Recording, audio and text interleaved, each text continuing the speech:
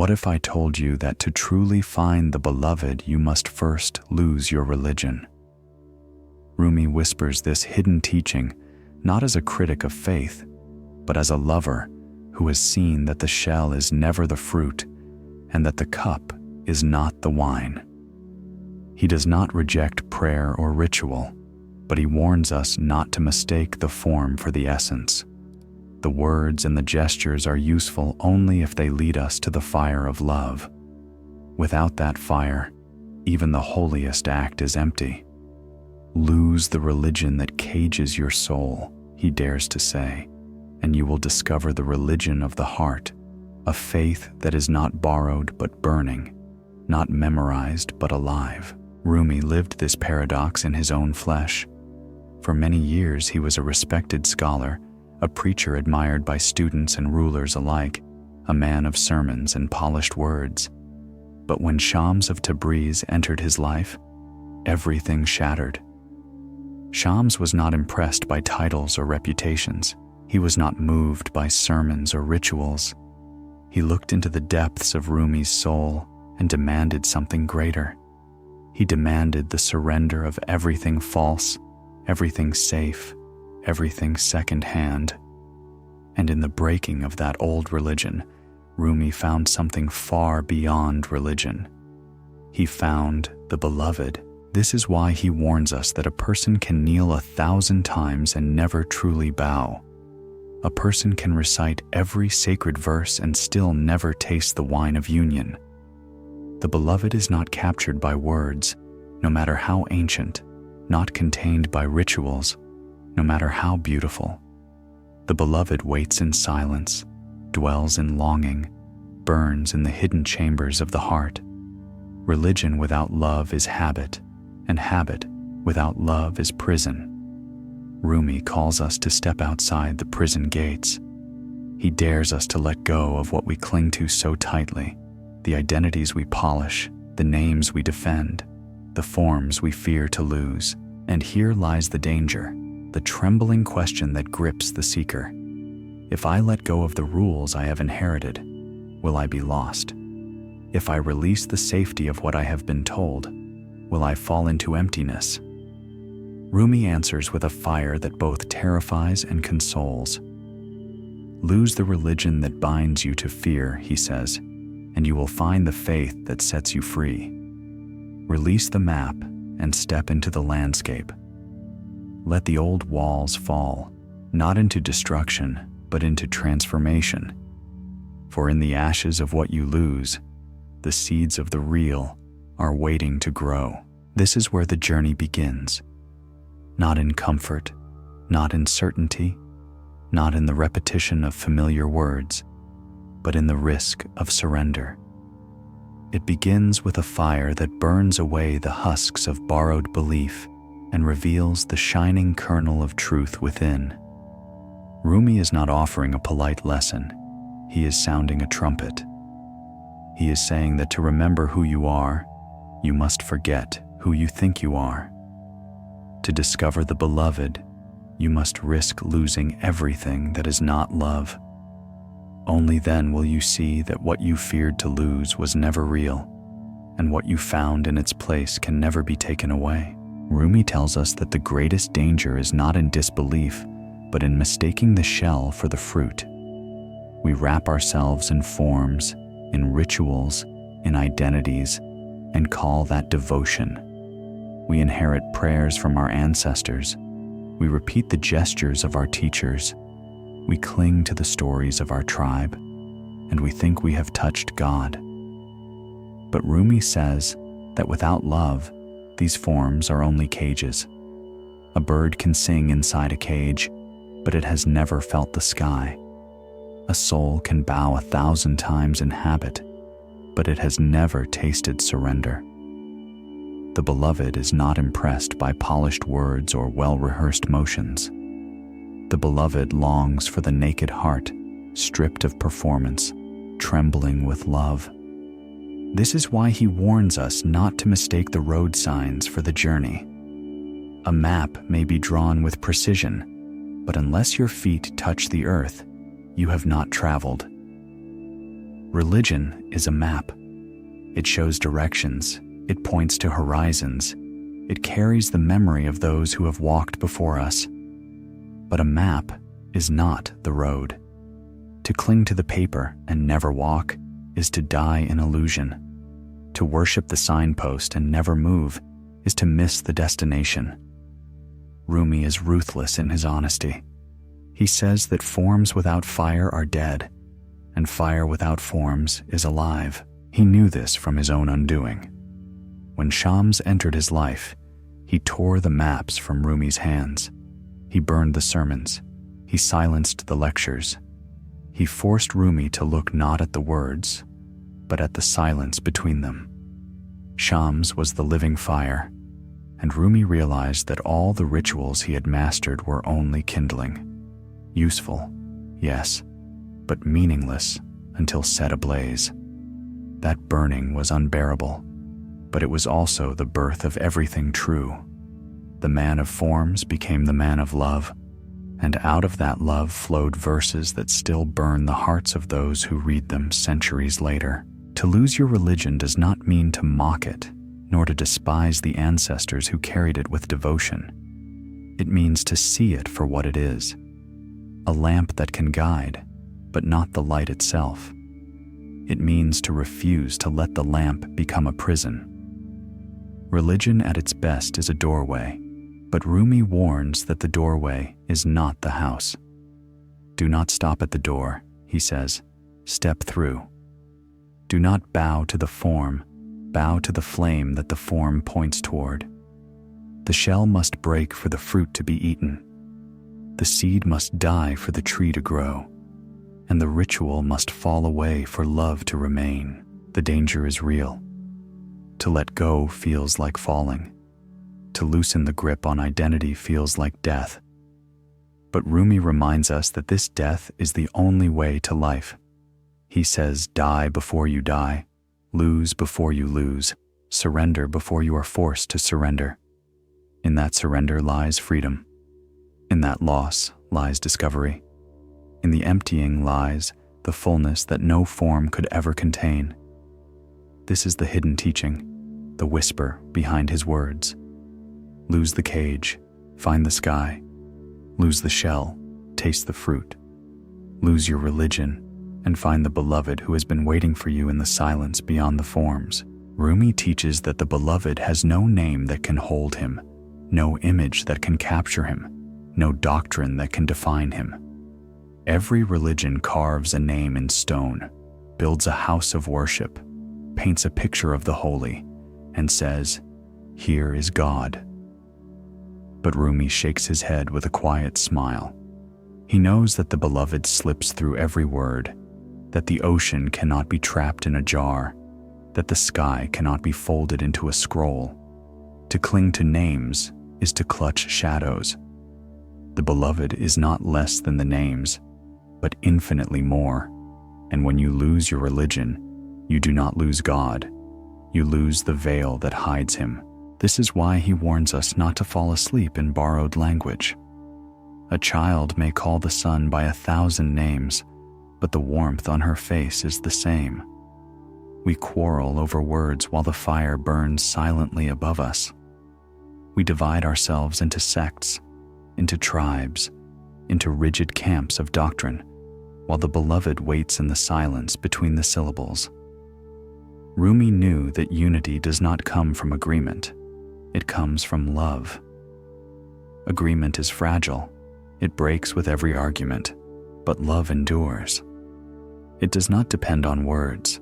It flows beneath them. He lived in a time when empires rose and fell, when swords defended names, when entire cities were burned for the sake of doctrines. He saw that religion can be a shield, but it can also be a weapon. And he dared to say that the beloved is beyond both. He dared to remind us that what matters is not the name you speak, but the fire in your chest when you speak it. He says the lips can lie, but the heart cannot. You may recite the holiest verses and be miles away from love, or you may cry out from the depths of longing with no words at all and be closer to the beloved than saints and scholars. Think of this. If every name were erased, if every scripture were burned, if every ritual were forgotten, would the beloved cease to be? Or would the beloved remain, shining in the silence, burning in the heart, flowing in the rivers and the skies? Rumi insists that the truth of the beloved cannot be destroyed because it was never created. It is eternal, and our names are only passing winds across its surface.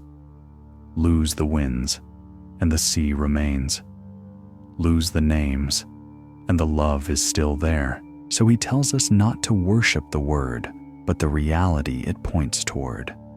Do not cling to the finger, but to the moon it shows. The finger may change, the languages may shift, the traditions may rise and fall, but the moon is still shining. To lose your religion is to lift your eyes from the finger and finally see the moon. To stop arguing over the sound of syllables and feel the fire of the beloved rising like dawn within you. To step beyond the quarrels of names into the silence where all names dissolve and only love remains. Rumi says that love is fire, and the fire will not be fooled by appearances. You can bring your polished mask, your carefully rehearsed rituals, your pious phrases spoken at the right time, but the fire will burn through them all. Love demands truth. It asks for the raw heart, the trembling surrender, the willingness to be consumed. Religion, when taken as a mask, becomes a shield we hide behind. It gives us the comfort of belonging, the safety of certainty, the pride of being right. But Rumi tells us that this safety is death disguised as life. To live truly, you must risk the burning. He himself was not spared from this fire. Before Shams, he was a man of high standing, respected, followed, admired. His words were weighed like gold. His sermons filled halls with silence. Yet Shams arrived like a lightning strike, shattering his reputation, forcing him to confront the hollowness of the mask he wore. The fire burned everything, his pride, his status, his certainty, and from the ashes arose a new voice, a voice of longing and love. It was not the voice of the scholar, but of the lover. And it is that voice, not the sermons, that still lives centuries later. This is the risk of losing your religion. You may lose the comfort of being seen as righteous. You may lose the belonging to a familiar circle. You may lose the sense of control that comes with clear boundaries and fixed rules. But what you gain is the beloved. And in that gain, every loss becomes meaningless. Rumi says that when the fire has burned away the false, the true shines brighter than the sun. The mask was never your face, the cage was never your home. The burning feels like death, but it is birth. Think of gold purified in the furnace. The heat strips away the dross, the smoke rises, and what remains is shining, untouchable, incorruptible. So too with the soul. Religion is the furnace, but without fire, it is cold metal. Only love makes it alive. Rumi invites us to step into the flames willingly, not waiting for life to tear our illusions away, but offering them up ourselves. Die before you die, he says. Burn before you are burned. Surrender before you are forced to surrender. The paradox is terrifying and yet irresistible. The fire that seems to destroy is the fire that makes us whole. The mask that once gave us pride becomes unbearable when we taste the raw freedom of truth. Rumi asks us, why cling to the mask when your real face is waiting? Why cling to the cage when the sky is open above you? Why cling to the shadow when the fire is calling? The beloved is not interested in your perfection, but in your surrender. Not in your polished words, but in the trembling truth of your heart. Step into the fire, lose the mask, and find the face that was hidden beneath. Rumi reminds us that words are only boats, not the shore itself. Every religion builds its fleet of language, carrying verses and hymns across the waters of time, but he warns that the boats are not the destination. We are meant to cross, not to cling. When we confuse the vessel for the ocean, we lose sight of the vastness. Religion at its worst becomes a museum of words, where people admire the vessels but never sail them, where recitation replaces experience, and the living silence of the beloved is drowned beneath endless noise. He says silence is the language of God, and all else is poor translation. This is not a rejection of words, but a reminder that their power lies in pointing beyond themselves. A verse spoken with love can open the soul, but the same verse repeated without heart becomes only an echo. Rumi understood this intimately. He knew the sacred texts better than most. He carried their wisdom in his mind and his tongue, yet it was when silence struck him through Shams that he discovered the real meaning. Silence broke his pride. Silence opened the wound. Silence revealed the beloved in a way no sermon ever could. Think about it. We live in a world drowning in words. Prayers, arguments, debates, songs, chants, all piling up like waves. Yet how rarely do we listen beneath them? How rarely do we dare to stop speaking and fall into the silence where the heart waits? Religion gives us words, but Rumi says to let the words lead you to the gap between them, to the breath behind them, to the stillness that was there before language was ever born. That stillness is where the beloved dwells. This silence is not emptiness. It is fullness. It is not absence. It is presence. It is not void. It is overflowing life.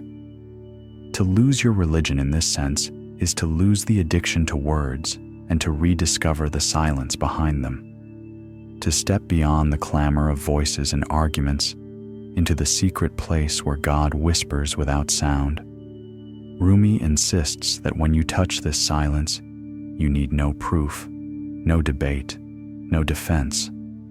The heart knows, and what the heart knows cannot be erased. The paradox again confronts us. To find the truth, you must lose the words that describe it. To remember the beloved, you must forget the names that hide him. This forgetting is not destruction, it is revelation. The words return, but now they burn with meaning. Now they are alive. The verse once memorized becomes a flame. The prayer once repeated becomes a song of surrender. Silence teaches the words how to live, and without it, they are only empty shells. Lose the noise, Rumi says, and you will find the voice that never stops speaking. Rumi tells us that one of the greatest idols is certainty. We cling to it as if it will save us, clutching our answers, defending our beliefs, protecting our fragile sense of control. Religion often promises certainty, rules etched in stone, doctrines guarded by tradition, walls that keep out doubt. But Rumi dares to whisper that the beloved is too vast for such walls. The moment you believe you have captured him, you have lost him. The moment you think you know, you have stopped seeing. Certainty is not faith, it is a coffin, and the living soul cannot breathe inside it. He lived this himself. As a scholar, he thought he had mastered knowledge. He stood with the pride of one who had answers. Then came Shams, tearing the book from his hands, scattering his illusions of certainty like dust in the wind. What was left was not knowledge, but wonder, not conclusions, but questions, not walls, but horizons. Rumi discovered that the beloved does not live in answers, but in the endless unfolding of mystery. To lose your religion is to lose the addiction to being right, to stand instead in the trembling awe of the unknown. This death of certainty feels terrifying. The mind protests, demanding clarity, demanding firm ground. But Rumi says faith is not standing on solid stone. It is walking on water. It is trusting the invisible, daring the impossible, surrendering to what cannot be explained. He invites us to abandon the illusion of control and to let the heart lead where the mind cannot. The heart does not need proof. It does not cling to rigid walls. It breathes in mystery as naturally as the lungs breathe in air. Think of this. A seed cannot become a tree without breaking open. It cannot cling to its shell and also grow into its fullness. Certainty is the shell, necessary for a time, protective in its season, but deadly if it never breaks. Rumi tells us to let the shell crack, to endure the breaking, to welcome the death of certainty, so that the life of wonder may rise. The faith of the lover is not a chain of doctrines, but a flame that burns through them. Not a fortress of conclusions, but a door that opens into the infinite. The paradox once again appears. To find stability, you must lose the ground beneath your feet. To discover truth, you must surrender the need to know. To awaken, you must die to the safety of answers. This is not despair. It is liberation. For in the death of certainty, the living beloved shines. The unknown is not emptiness, it is presence. The mystery is not chaos, it is love too deep for the mind to grasp. Lose your religion, Rumi says, and lose the certainty that cages you. Then you will walk into the endless horizon of the beloved. Rumi often spoke of the heart as a garden, a secret place where the beloved walks among the flowers. But he warned that most of us never see this garden because we are trapped inside the walls we have built. Religion can be one of those walls. High, strong, comforting, it promises safety from the chaos outside. Yet the very wall that protects also imprisons. Rumi says the beloved is not locked within our enclosures. The beloved moves freely in the wild fields beyond.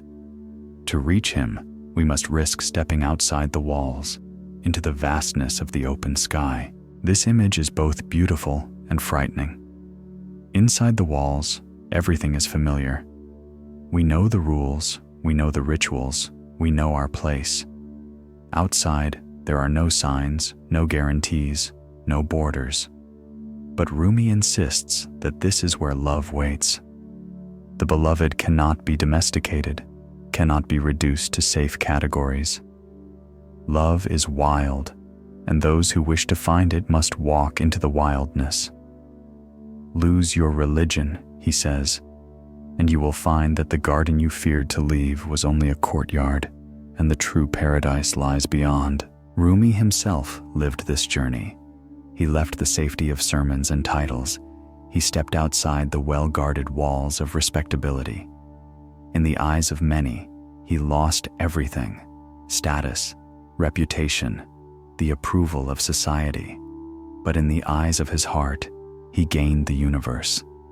He gained the beloved, who does not dwell in cages, but in the boundless horizon of love. His poetry still carries the scent of that horizon. When he speaks of roses, of nightingales, of rivers and stars, he is not speaking of metaphors only. He is pointing to the living presence he found beyond the walls. Think of a bird raised in a cage. The cage is safe, it gives food and shelter, but it is not the sky. To step out is terrifying. The wings tremble, the air feels strange, the vastness seems too much. Yet the bird was born for the sky, not the cage. So too with the soul.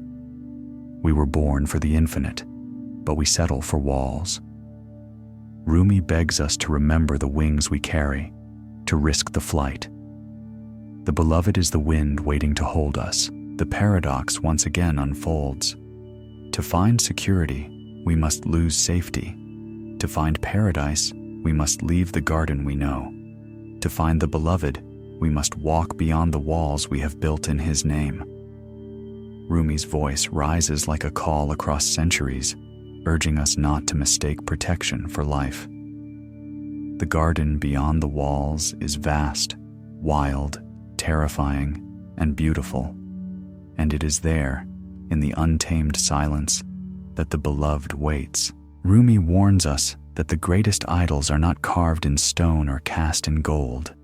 They are the ideas we hold in our minds, the images we cling to, the beliefs we defend with our lives. These idols are invisible, yet more powerful than statues.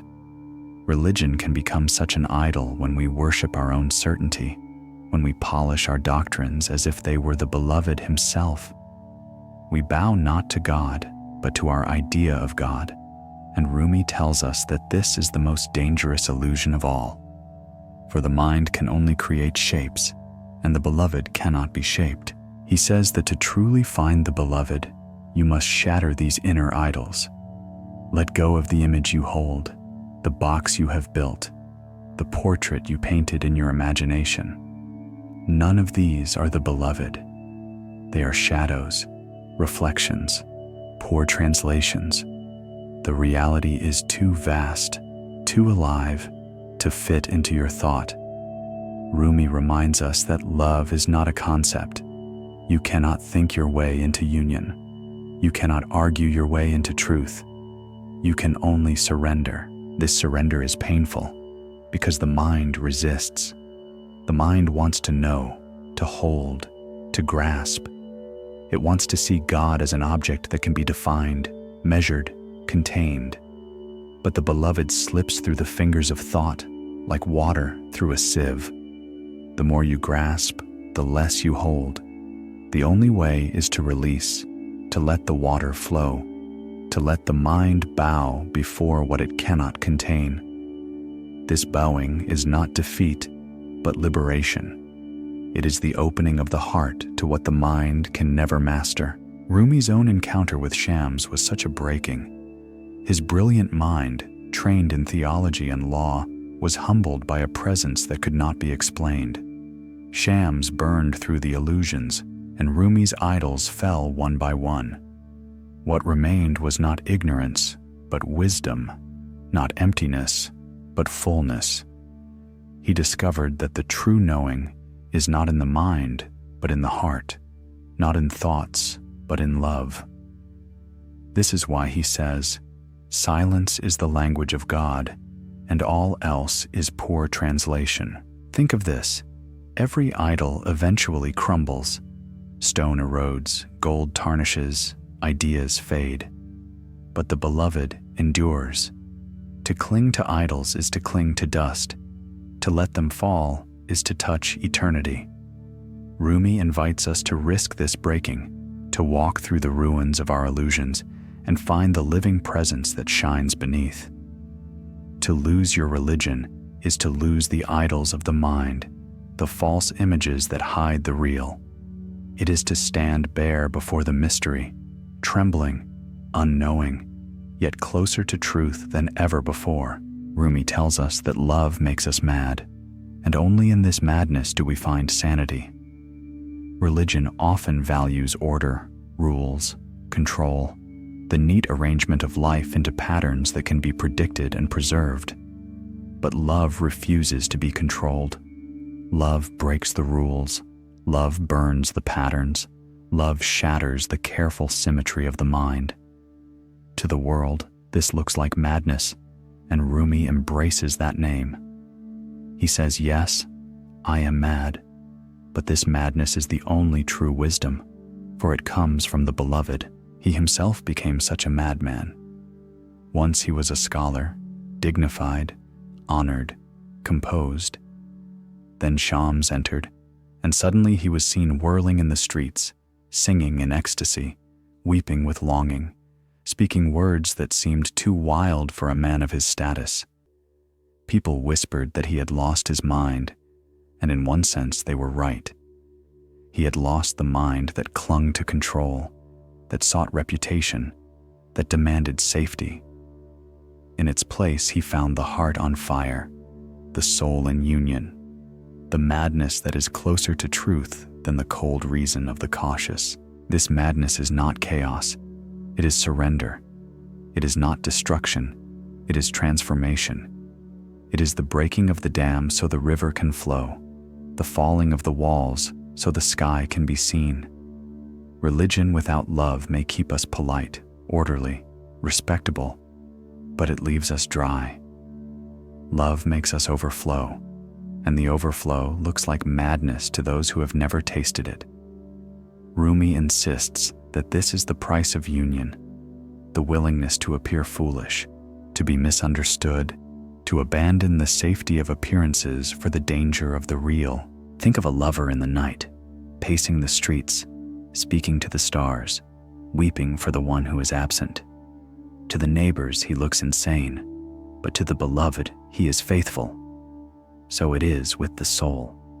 To the world, the seeker of God may look lost, broken, intoxicated.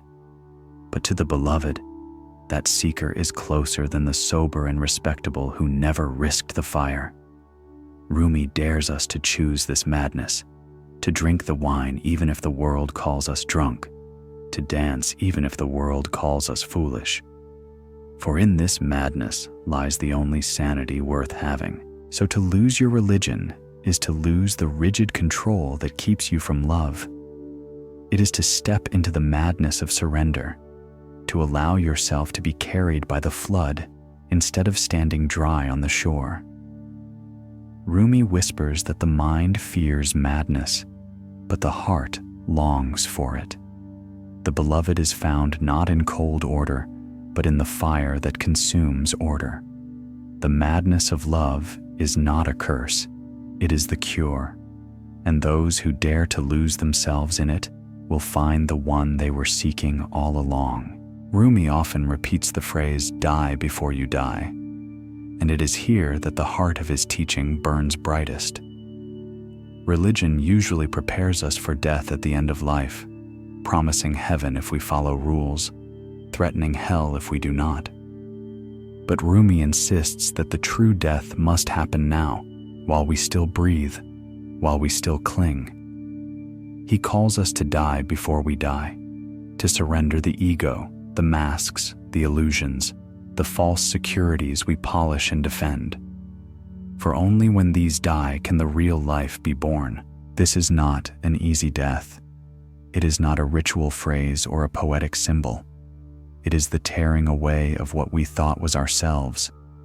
It is the collapse of certainty, the burning of pride, the shattering of the safe stories we hide behind. To the ego, it feels like destruction. To the soul, it feels like release. Rumi says that the death of the false self is the birth of the true self, and that the grave we fear is only the doorway to the beloved. Those who wait until the end may miss the joy of tasting this now. He lived this teaching in his own breaking. The death of his old identity as scholar and preacher, the death of his certainty, the death of his carefully guarded image. All of these losses carved space for the beloved to enter. Out of the ashes came the Rumi the world remembers, not the polished cleric, but the burning poet, not the man of law, but the man of love. His death before death gave birth to a life that has outlived empires and still speaks across centuries. Think of the seed once again. It must break open in the dark soil. It must lose its form. It must die to what it was. Only then does it rise as a tree. Only then does it bear fruit. Only then does it live its fullness. So with the soul, the ego must crack, the false must fall, the mask must die. Rumi tells us not to fear this dying, for it is not an end but a beginning.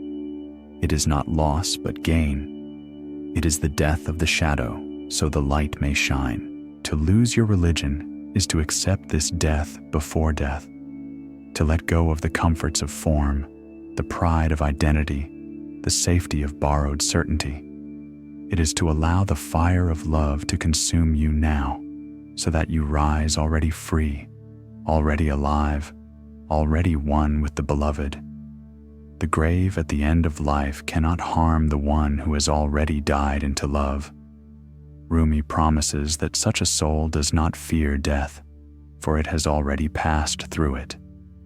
Such a soul lives in freedom, here and now, and nothing can take it away. Rumi speaks again and again of wine, a wine that intoxicates without grapes, a wine that flows without vineyards, a wine that makes the soul drunk with love. Religion often warns against intoxication. It seeks sobriety, control, order. But Rumi insists that the truest sobriety is found only after the soul has been drunk on the wine of the beloved. He says that this wine is not poison, but medicine, not confusion, but clarity. Those who taste it may stagger like madmen, but within their staggering, there is a hidden balance deeper than reason. This wine is not poured into safe vessels. It cannot be contained by rules. It overflows every cup. The moment you think you have captured it, it slips away. The moment you build walls around it, it flows beyond them. This is why Rumi warns us not to confuse religion with the wine itself. Religion is at best the cup. The ritual is the vessel, but the wine is love. The wine is union. The wine is the beloved himself. To cling to the vessel without drinking is to remain thirsty. To argue over the shape of the cup while ignoring the taste of the wine is madness of another kind. Rumi tasted this wine with Shams. The presence of his friend was a flood that broke every dam, a fire that boiled over every vessel. The scholar became the drunkard. The preacher became the lover. The man of words became the man of silence and song. The world could not understand. They saw only a man undone, a man intoxicated beyond reason.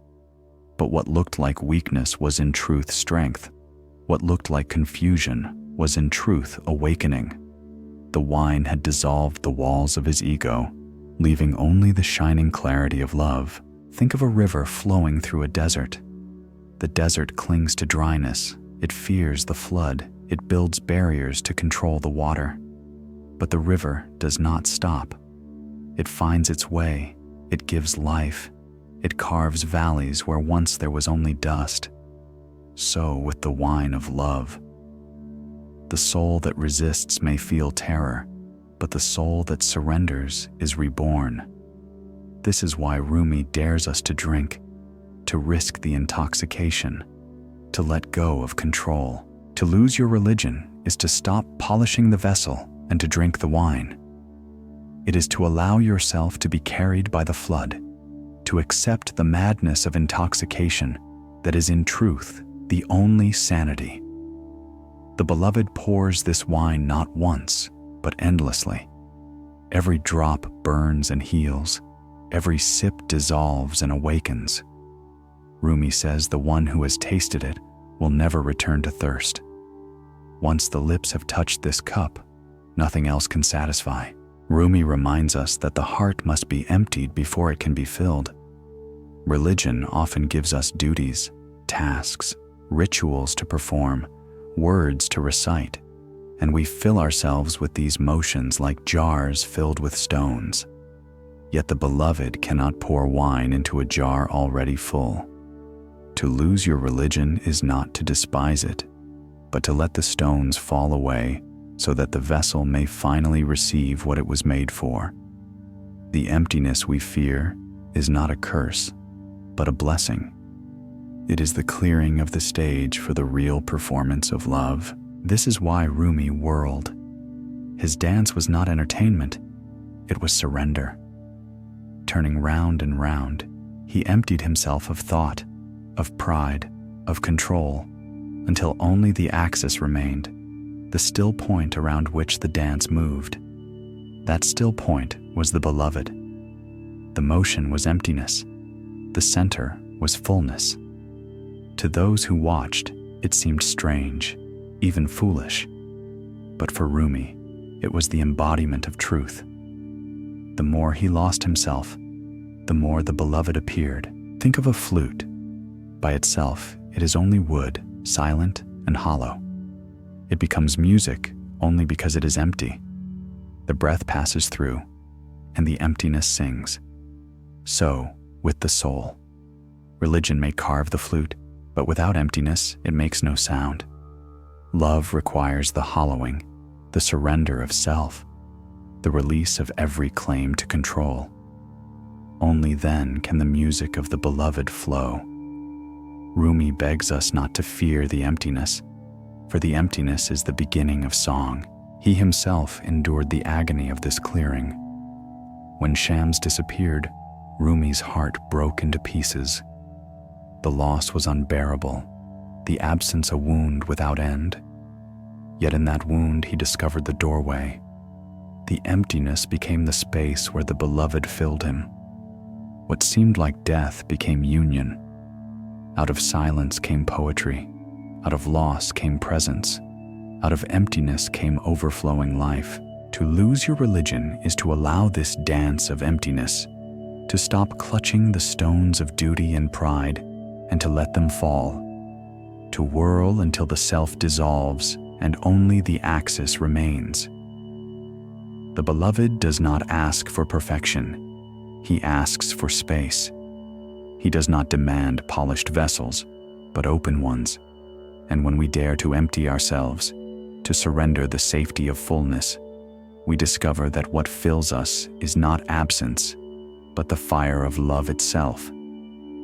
Rumi whispers that in emptiness lies the fullness that no religion can contain. Rumi tells us that beyond all creeds, beyond all names, beyond all walls, there is one religion that never divides and never ends. He calls it the religion of love. This is not a sect, not a doctrine, not a rule book. It is the flame that burns in every heart, the song that rises from every soul that has touched the beloved. The outer religions are many, but the inner truth is one. The lamps differ, but the light is the same. The cups differ, but the wine is the same. The names differ, but the beloved is beyond names. He insists that this secret religion does not belong to any tribe. It does not wear the colors of nations or the banners of kings. It cannot be owned. It cannot be claimed. It cannot be monopolized. Wherever there is love, there is God. Wherever there is surrender, there is union. To lose your religion is to realize that you were never outside this one true faith. You were only blinded by forms, distracted by quarrels, imprisoned by boundaries. The moment the walls fall, you see the vast horizon of love stretching without end. This secret religion requires no temples, because the body itself is a temple. It requires no rituals, because every breath is prayer. It requires no scriptures, because the heart itself is the scroll upon which the beloved writes. And yet, Rumi does not despise the forms. He simply sees them as vessels, useful only when they serve the fire of love. Without love, the vessel is empty. With love, even silence becomes scripture. Rumi's life itself became a testimony to this hidden teaching. He honored the wisdom of his tradition, but he let it be consumed by the greater fire. He did not abandon God by losing his religion. He found God in a way that surpassed religion. His poems are full of the language of love, the burning that erases all boundaries, the longing that swallows all divisions. He whispers that the beloved is not Muslim or Christian, not Jew or Hindu, but the flame in all, the breath in all, the heart of all. Think of 1,000 rivers flowing into the sea. Each river has its name, its course, its banks. People quarrel over which river is greatest, which path is most sacred. But the sea does not care. The sea receives them all. The sea unites them all. The sea is the destiny of them all. So it is with the beloved. The secret religion of love is the sea. The rivers are our religions. To lose the river is to enter the sea. To lose the religion is to find the beloved.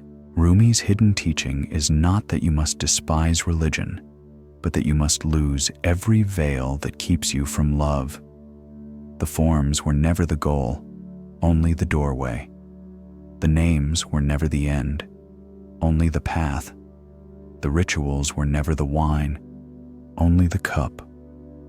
The beloved was waiting all along, closer than breath, nearer than your own heartbeat. To lose your religion is to lose the shadows, to find the light, to awaken to the only truth that cannot be broken, the truth of love. He reminds us that the lover belongs to no nation, no creed, no boundary. The lover belongs to love itself. When the walls fall, when the masks burn, when the illusions fade, what remains is the fire that never dies. This fire is the beloved. This fire is the soul of every verse, the pulse of every silence, the secret of every life. To awaken to this is to live already free, already eternal, already united. The journey ends where it began, in the heart. Think of it, all the searching, all the longing, all the burning griefs and fleeting joys, they were not mistakes. They were the beloved's way of calling you home. Every wound was a doorway. Every silence was a whisper. Every loss was an invitation. And now, as Rumi tells us, the beloved is here, not in distant heavens, not in future promises, but here, in the trembling now. To lose is to find, to fall is to rise, to die is to live. This is the gift Rumi leaves us, a path of fire and surrender, of madness and clarity, of silence and song, a path that dissolves religion into the only truth worth keeping, the religion of love. To walk this path is not to leave faith behind, but to let it bloom, not to lose God, but to see Him more clearly, not to abandon life, but to awaken to life more fully than ever before. The beloved waits in every breath, in every heartbeat, in every trembling moment of being. And so, if these words have touched you, if even a spark of this fire has reached your heart, let it continue to burn. Share it, so that others may also remember. Leave your reflection, for every word adds another light to this gathering of souls. And if you wish to keep walking with us, subscribe and stay close, so that together we may continue listening to Rumi's eternal voice. The beloved is calling, and every step you take in love answers him.